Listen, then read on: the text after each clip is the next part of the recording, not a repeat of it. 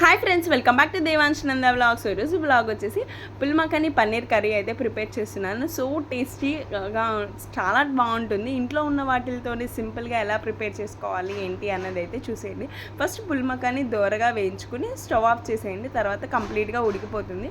తర్వాత 2 onions cut చేసుకుని పక్కన పెట్టేసుకోండి. 2 టమాటాలు పేస్ట్ చేసి పక్కన పెట్టేసుకోండి. పన్నీర్ ముక్కల్ని ఫ్రై చేసి పక్కన పెట్టేసుకున్న తర్వాత ఎండు కొబ్బరి, తెల్ల నువ్వులు అయితే మిక్సీ పట్టి పేస్ట్ చేసేసుకోండి. తర్వాత ఆయిల్ బండి పెట్టేసి ఆయిల్ వేసి చెక్క, లవంగా, ధనియాలు వేసి అవి వేగిపోయిన తర్వాత ఉల్లిపాయలు అయితే వేయండి. ఉల్లిపాయలు అయితే బ్రౌన్ కలర్ వచ్చేంత వరకు ఫ్రై చేసుకోండి. బ్రౌన్ కలర్ వచ్చిన తర్వాత అల్లం వెల్లుల్లి పేస్ట్ అయితే వేసుకోండి.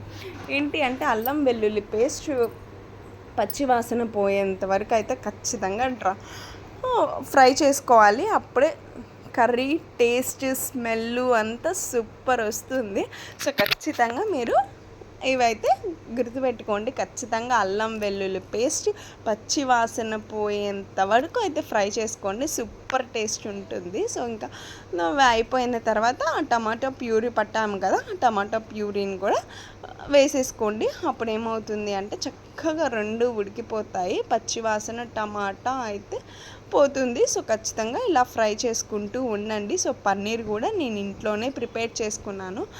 సో ఇంట్లో ఉన్న వాటితోనే నేను ప్రిపేర్ చేశాను. సో టేస్టీగా ఉంటుంది. పన్నీర్ కూడా నేను బయట నుంచి తీసుకురాలేదు, ఇంట్లో ఉన్న వాటితోనే ప్రిపేర్ చేశాను. సూపర్ వచ్చినాయి. సో ఇప్పుడు ఏంటి అంటే నేను పసుపు యాడ్ చేశాను. పసుపు, ఉప్పు వేసి ఫ్రై చేసుకోవాలి. అవి ఫ్రై అయిపోతే ఏంటంటే సగం వంట అయిపోయినట్లే. ఏదైనా చక్కగా టేస్ట్గా ఈజీగా ఉంటుంది, కానీ ఇష్టంతో చేస్తే చాలా టేస్ట్ ఉంటాయి. సో ఇప్పుడు ఏంటి అంటే కారం అయితే వేసుకుందాము. ఉప్పు, పసుపు ఆల్రెడీ వేసేసాం కదా. 2 స్పూన్స్ కారం అయితే వేసాను. ఇవి బాగా వేయించుకోవాలి. కారం పచ్చివాసన పోయేంత వరకు ఫ్రై చేసుకోండి.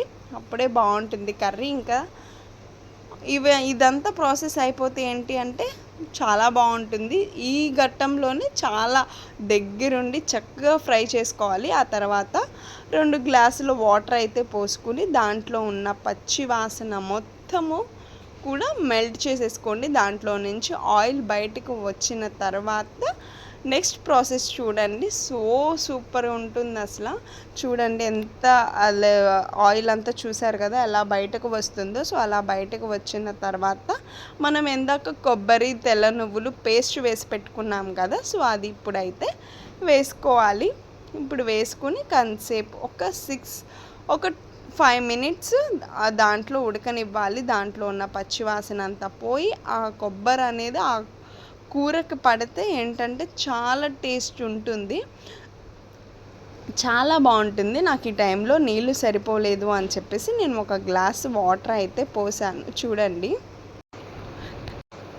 చూసారు కదా. ఇప్పుడైతే అడ్జస్ట్ చేసేసుకున్నాను. వాటర్తో అడ్జస్ట్ చేసేసుకుని ఉడికిపోయిన తర్వాత పన్నీర్ ముక్కలు అయితే దాంట్లో వేసుకోవాలి. దాంట్లో వేసుకుని ఒక పావు గంట ఉడికిన తరువాత మనం పుల్ మఖానీని అయితే వేయాలి. ఎందుకంటే ఖచ్చితంగా పుల్ మఖానీ వేసిన ఒక 5 or 6 మినిట్స్లో అయితే పుల్ మఖానీ ఉడికిపోతుంది. అంతకు మించి ఉడికితే పేస్ట్ అయిపోతుంది దాంట్లో. అందుకని ఫస్ట్ పన్నీర్ ముక్కలను అయితే వేసేయాలి మనం.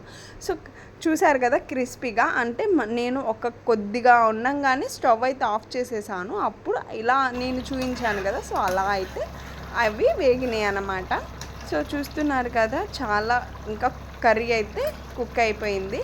కొద్దిగా ధనియాల పొడి వేసుకుని స్టవ్ ఆఫ్ చేసుకోవడమే. సో మా ఛానల్ మీకు నచ్చినట్లయితే లైక్ చేయండి, షేర్ చేయండి, తప్పకుండా సబ్స్క్రైబ్